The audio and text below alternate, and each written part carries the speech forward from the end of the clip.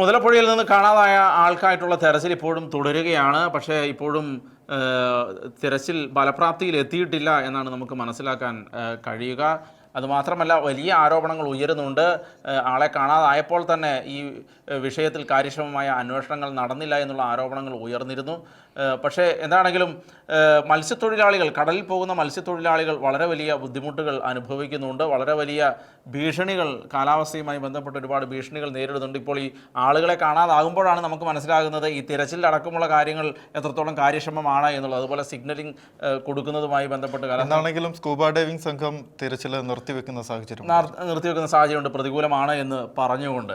ഇപ്പോൾ നമ്മളോടൊപ്പം മത്സ്യത്തൊഴിലാളി KJ യേശുദാസൻ, അദ്ദേഹവും കൂടി ചേരുന്നുണ്ട് ഈ വിഷയവുമായിട്ട് ബന്ധപ്പെട്ട്.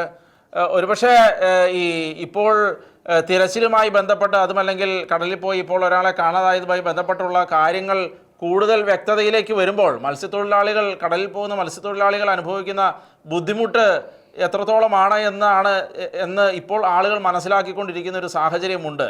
ഒരുപക്ഷെ ഇത്രയും ബുദ്ധിമുട്ടുകൾ ഉണ്ട് എന്ന് പലപ്പോഴും ചർച്ച ചെയ്യപ്പെടുന്നില്ല, അല്ലേ? അതെ അതെ അതെ സർ, ചർച്ച ചെയ്യപ്പെടുന്നില്ല. ഞാൻ പറഞ്ഞോട്ടെ? പറഞ്ഞോളൂ. അതായത് ഞാൻ 55 വർഷമായിട്ട് ഇന്നും കടലിൽ പോയി പണി കഴിഞ്ഞ് വന്നിട്ടാണ് ഈ സംസാരിക്കുന്നത്. അപ്പോൾ നിലവില് ഞങ്ങളുടെ ജീവൻ രക്ഷാ സംവിധാനങ്ങൾ വളരെ പരാജയത്തിലാണ് സർക്കാർ ഭാഗത്തു നിന്ന് മുന്നോട്ട് പോയിക്കൊണ്ടിരിക്കുന്നത്. കാരണം മെറൈൻ ആംബുലൻസ് കൊച്ചിൻ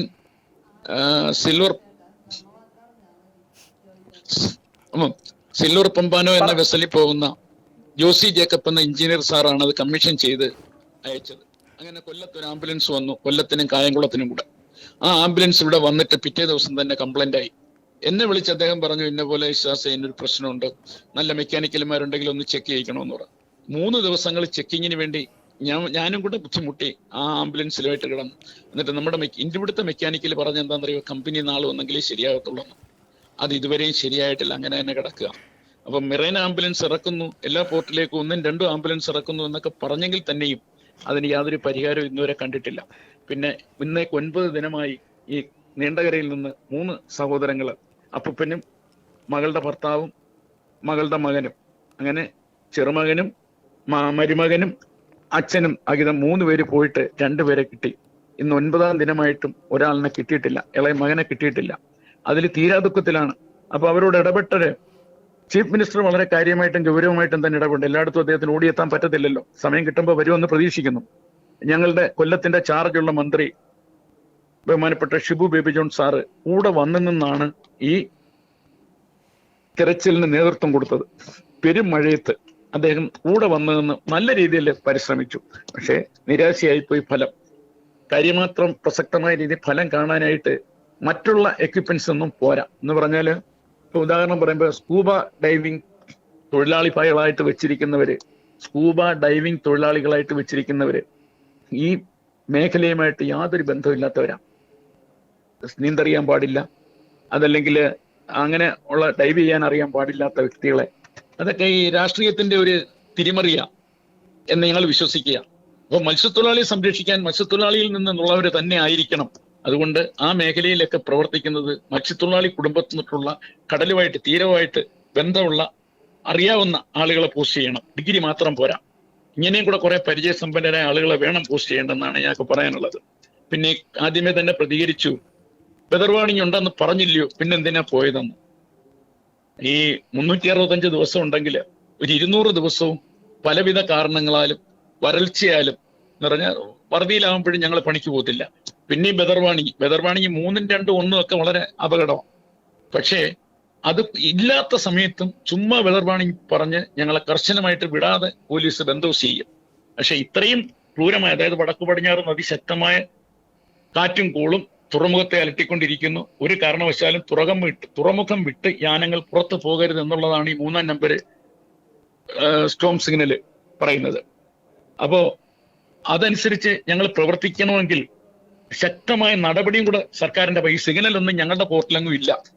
ഈ പോർട്ടിൽ ഉയർത്തി കാട്ടിയാൽ പോലും ഈ സിഗ്നലിന്റെ രാത്രി ലൈറ്റും പകല് കൊട്ടയും കുടിയുക, അതൊക്കെ അതിന്റെ ബോളും കൊട്ടയും. അപ്പൊ അതിന്റെയൊക്കെ അർത്ഥം എന്താണെന്ന് എത്ര പേർക്ക് അറിയാം? ഞങ്ങളിൽ എത്ര പേര് അതിന് പരിചയസമ്പന്നരാണ്?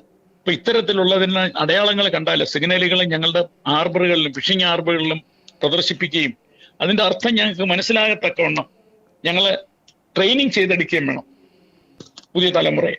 അപ്പൊ അത്തരത്തിലൊക്കെയുള്ള പോരായ്മ ഈ ടെക്നോളജിയുടെ ഭാഗത്തു നിന്നുണ്ട്. മൂന്നാമത്തായിട്ട് പറയുമ്പോഴേ അപകടങ്ങളെ ഒഴിവാക്കാൻ എങ്ങനെ സാധിക്കും അതിനെപ്പറ്റി നല്ലൊരു പഠനം നടത്തണം. കാരണം ഇപ്പൊ ഈ പോയ വള്ളം എന്ന് പറയുന്നത് ഏത് കടലിലും പോകാൻ പറ്റിയ വള്ളമാണ്. പിന്നെ ചെറുവള്ളങ്ങളും പോകുന്നുണ്ട്. അപ്പൊ തെക്ക് ഭാഗത്തോട്ടൊക്കെ ചെറുവള്ളങ്ങളിൽ പോയ ആളുകൾക്കും അപകടം പറ്റിയിട്ടുണ്ട്. ജീവിത പ്രാരാബ്ദം കൊണ്ടാണ് ഈ കടലിൽ പോകുന്നത്, ജീവൻ പണയം വെച്ച് പോകുന്നത്. പക്ഷെ ആ ഭാഗത്ത് സ്പോട്ടില് ഞങ്ങളെ രക്ഷിക്കാൻ ഞങ്ങളുടെ ജീവൻ രക്ഷിക്കാൻ ആംബുലൻസും ഹെലികോപ്റ്ററും ഒക്കെ ഉണ്ടെന്ന് പറയുന്നെങ്കിലും നാളിതുവരെ അത് ഫലത്തിൽ കണ്ടിട്ടില്ല. അതിൽ ഞങ്ങൾക്ക് വളരെ നിരാശയുണ്ട്, പ്രതിഷേധമുണ്ട്. അപ്പൊ അതുപോലെ തന്നെ ഞങ്ങളുടെ ഈ അനാഥമാകുന്ന കുടുംബങ്ങളെ വെറും നിർദ്ധനരായിട്ട് വിടാതെ അവരിൽ ആർക്കെങ്കിലും ഒക്കെ ഒരു ജോലിയോ അല്ലെങ്കിൽ മതിയായ രീതിയിലുള്ള സാമ്പത്തിക സഹായങ്ങളും ചെയ്തു കൊടുക്കണം. അതും ഒരു ഗവൺമെന്റിന്റെ ഭാഗത്തുണ്ടാക്കാം. പിന്നെ ഞങ്ങളുടെ വകുപ്പ് മന്ത്രി ഇതുവരെ ഈ പ്രദേശത്ത് എത്തി നോക്കിയിട്ടില്ല. അതിൽ ഞങ്ങൾക്ക് വിഷമമുണ്ട്. അതേസമയം മുഖ്യമന്ത്രി ഇടപെട്ട ഉടനെ തന്നെ ഞങ്ങളുടെ കൊല്ലത്തിന്റെ ചാർജുള്ള ഷിബു ബേബി ജോൺ സാറിനെ അയച്ചു. അദ്ദേഹം വന്ന് ഒത്തിരി കഷ്ടപ്പെട്ടിട്ടുണ്ട്. മഴയിൽ നനഞ്ഞു തന്നെ കഷ്ടപ്പെട്ട ഞങ്ങളുടെ കൂടെ നിന്ന് വർക്ക് ചെയ്ത അദ്ദേഹം. അപ്പൊ എങ്കിലും ഞങ്ങളുടെ വകുപ്പ് മന്ത്രി ഇങ്ങോട്ട് എത്തി നോക്കിയിട്ട് പോലും ഇല്ല. അതിൽ ഞങ്ങൾക്ക് കുറച്ച് വിഷമമുണ്ട്. കാര്യം എന്താ അറിയോ, കടലിനെ പറ്റി അറിയാൻ വയ്യാത്ത ആള് മന്ത്രിയായിട്ടിരുന്നിട്ട് എന്ത് കാര്യം? മത്സ്യത്തൊഴിലാളികളുടെ വിഷമം കൊണ്ട് ചോദിക്കുക. കടലിനെ പറ്റിയും മത്സ്യത്തൊഴിലാളികളെ പറ്റിയും മത്സ്യമേഖലയെ പറ്റി അറിയാൻ പാടില്ലാത്ത ഒരു വ്യക്തിയെ പിടിച്ച് ഈ വകുപ്പ് മന്ത്രിയാക്കിയതിൽ ഞങ്ങൾക്ക് വളരെ അങ്ങേയറ്റത്തെ പ്രതിഷേധമുണ്ട്. ഞാനൊരു കോൺഗ്രസ്സുകാരനാണ് എങ്കിലും ഞാൻ പറയുക, എനിക്കതിൽ ശക്തമായ പ്രതിഷേധമുണ്ട്. അപ്പൊ അതുകൊണ്ട് അത്തരത്തിലുള്ള മാറ്റങ്ങൾ വരുത്തി കടലിനെ സംരക്ഷിക്കാൻ പറ്റിയ പഠനങ്ങൾ അറിയാവുന്ന ഒരു വ്യക്തിത്വത്തെ വേണം മിനിസ്റ്ററായിട്ട് പോസ്റ്റ് ചെയ്യുകയും അതുപോലെ തന്നെ അദ്ദേഹത്തിന്റെ ഈ നിസ്സംഗത ഞങ്ങളെ വളരെയേറെ വേദന ജനിപ്പിക്കുന്നതാണ്. ഞങ്ങളെ ഒന്ന് കാണാനോ ആ കുടുംബത്തെ ഒന്നൊന്ന് ആശ്വസിപ്പിക്കാനോ അല്ലെങ്കിൽ സംഭവിച്ചു പോയി നമുക്ക് വേണ്ടുന്ന പരിഹാരം കാണാം, അതൊക്കെയല്ലേ നമ്മുടെ നേതൃത്വത്തിൽ നിൽക്കുന്ന നേതാക്കന്മാരും മന്ത്രിമാരും ചെയ്യേണ്ടത്. ഇന്ന് വരെ അദ്ദേഹം ഒന്നും എത്തി നോക്കിയിട്ടില്ല. അത് ഞങ്ങൾക്ക് വളരെയേറെ പ്രയാസമുണ്ട്. കരഞ്ഞുകൊണ്ടാണ് ഇത് പറയുന്നത്. കാരണം ഞങ്ങൾക്കൊക്കെ വേണ്ടപ്പെട്ടവരും കൂടെയൊക്കെയാണ് മരിച്ചിരിക്കുന്നത്. ജാതിയല്ല, മതമല്ല, സ്നേഹം. ഞങ്ങൾ മത്സ്യത്തൊഴിലാളികളാണ്. ഇപ്പൊ തന്നെ ഞങ്ങൾക്ക് 5/11/2025 ഒരു നോട്ടിഫിക്കേഷൻ ഇറങ്ങിയിരിക്കും. സുപ്രീം കോടതി വിധിയാ. ഞങ്ങൾ പരമ്പരാഗത തീരദേശവാസികളോ പരമ്പരാഗത മത്സ്യത്തൊഴിലാളികളോ അല്ലെന്ന്. ആ നോട്ടിഫിക്കേഷൻ നിങ്ങൾ എടുത്തൊന്ന് പഠിക്കണം. പഠിച്ചിട്ട് ആധികാരികമായിട്ട് അപ്പൊ ഞങ്ങളിപ്പോ തീരദേശവാസികൾ എന്നുള്ള ഒരു നിലനിൽപ്പേ ഉള്ളൂ. തീരദേശ മത്സ്യത്തൊഴിലാളികൾ, പരമ്പരാഗതം എടുത്തു കളഞ്ഞ് സുപ്രീം കോടതി വിധിയെ കണ്ണിക്കല്ല ഞാൻ. അത് പഠിച്ചിട്ടല്ല വിധി വന്നിരിക്കുന്നത്. ഞങ്ങളൊക്കെ ഉത്സവങ്ങൾക്ക് മാനവരാശിയോളം പഴക്കമുള്ളത് പോലെ തീരദേശവാസികൾക്കും മത്സ്യത്തൊഴിലാളികൾക്കും അത്ര കണ്ട് പഴക്കമുണ്ട്. ഇത് ഇന്നും ഇന്നലെയും തുടങ്ങിയതല്ല. പിന്നെ ഞങ്ങൾ പരമ്പരാഗതം അല്ല എന്ന് പറഞ്ഞുകൊണ്ട് CRZ എന്ന് പറയുന്ന ഒരു ഉമ്മാക്കി കാണിച്ച് ഞങ്ങൾക്ക് പട്ടയം നിഷേധിക്കുകയും ഞങ്ങൾ അനുഭവിച്ചുകൊണ്ടിരിക്കുന്ന ഭൂമി ഞങ്ങൾക്ക് അവകാശം സംരക്ഷിക്കാനോ ഒരു ലോൺ എടുക്കാനോ അല്ലെങ്കിൽ ഒരു പുതിയ ഭവനം പണിയാനോ ഒന്നും ഒക്കാത്ത രീതിയിൽ ഞങ്ങളിട്ട് നട്ടം തിരിക്കുന്നു കേന്ദ്ര സർക്കാർ. അതിൽ ഞങ്ങൾക്ക് അതിയായ പ്രതിഷേധമുണ്ട്. അപ്പൊ ഇത്തരത്തിലുള്ള 100 കാര്യങ്ങളാണുള്ളത്.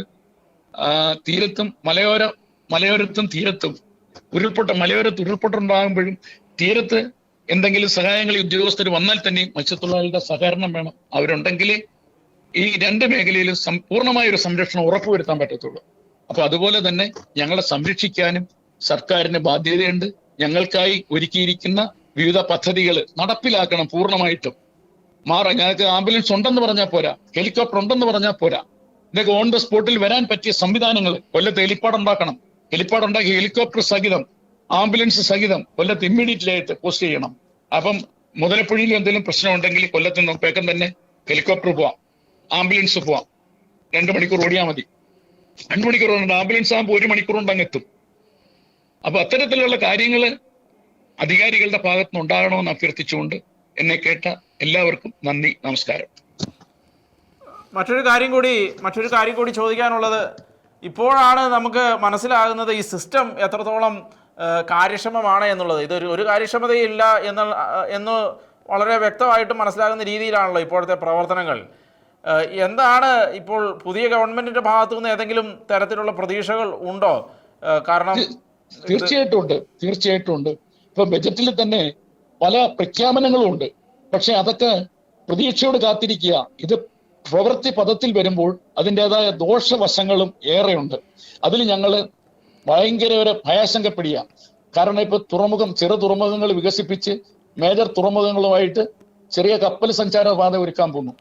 അത് തീരദേശത്തുകൂടി, അതായത് 12 നോട്ടിക്കലിനകത്തുകൂടി കപ്പൽ യാത്ര അനുവദിച്ചാൽ ചെറുവള്ളങ്ങൾക്കും, പ്രത്യേകിച്ച് രാത്രി കാലങ്ങളിൽ, ഒരു 4 മാസം മുമ്പ് ഞാൻ എല്ലാ പത്രത്തിലും കൊടുത്തിട്ടുണ്ടായിരുന്നു ആ വാർത്ത, പത്രത്തിലൊക്കെ വരികയും ചെയ്തതാണ്.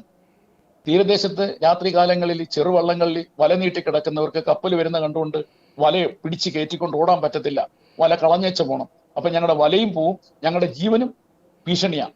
അപ്പൊ അത്തരത്തിലുള്ളൊരു അപകടം ഒഴിവാകാൻ അതിന് വേണ്ടുന്ന പ്രതിരോധ നടപടികളും കൂടി മുൻകൂറായിട്ട് കണ്ടിട്ട് വേണം ഈ വക പദ്ധതികൾ നടപ്പിലാക്കാൻ.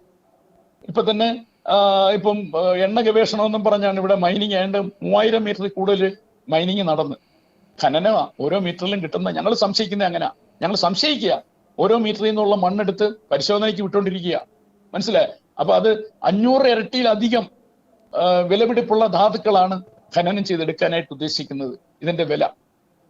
അപ്പൊ എന്തോരം ലാഭം കിട്ടുന്ന സംഗതികളാണ് അത്. ജൈവസമ്പത്ത് ഈ 41 നദികൾ കേരളത്തിൽ നിന്ന് ഒഴുകി അറബിക്കടലിൽ വന്ന് ഞങ്ങൾക്ക് സമ്പാദിച്ചു തരുന്ന, പ്രകൃതി നേടിത്തന്ന ജൈവസമ്പത്ത് മുഴുവനും ഇല്ലാതാക്കിക്കൊണ്ടാണ് ഖനനം നടപ്പിലാക്കിക്കൊണ്ടിരിക്കുന്നത്. ഖനനം നിരോധിക്കണമെന്ന് VM സുധീരൻ MP അദ്ദേഹം കഴിഞ്ഞ മാസം 24-ാം തീയതി പത്രത്തിൽ പറഞ്ഞിട്ടുണ്ട്, കടൽ ഖനനം നിരോധിക്കണമെന്ന്. അപ്പോ അറിവില്ലാത്തല്ല. അതുപോലെ തന്നെ 1127 കോടി രൂപ കഴിഞ്ഞ ബജറ്റിൽ കേന്ദ്ര സർക്കാർ ധാതു ഖനനം എന്നല്ല ഇപ്പൊ അവർ പറയുന്നത്, ഇടനാഴി ഖനനം, അതിനെ പ്രത്യേകം വകയിരുത്തിയിട്ടുണ്ട്. അത് ഉപയോഗിച്ചാൽ ഇപ്പൊ ഇവിടെ എണ്ണ ഗവേഷണം എന്ന് പറഞ്ഞുള്ള മറ പിടിച്ചുകൊണ്ട് ഖനനം നടന്നുകൊണ്ടിരിക്കുന്നത്, സാമ്പിൾ ഖനനമാണ്. അപ്പൊ ഇത്തരത്തിലൊക്കെ ഭയങ്കര ആശങ്കയുണ്ട്. ഞങ്ങൾക്ക് ആ പരിസരത്തൊന്നും എത്താൻ പറ്റത്തില്ല. ഞങ്ങളുടെ നല്ല ഗ്രൗണ്ടാണ് അത്, ജൈവസമ്പത്ത് ഏറെയുള്ള സ്ഥലത്താണ് ഇപ്പം സാമ്പിൾ ഖനനം നടക്കുന്നത്. അതിലൊക്കെ ഞങ്ങൾക്ക് വളരെ ആശങ്കയുണ്ട്. വളരെ നന്ദി അങ്ങ് ഈ വിഷയവുമായി ബന്ധപ്പെട്ട് ഞങ്ങളോട് സംസാരിച്ചതിന്. വളരെ നന്ദി, വളരെ നന്ദി. Okay, thank you.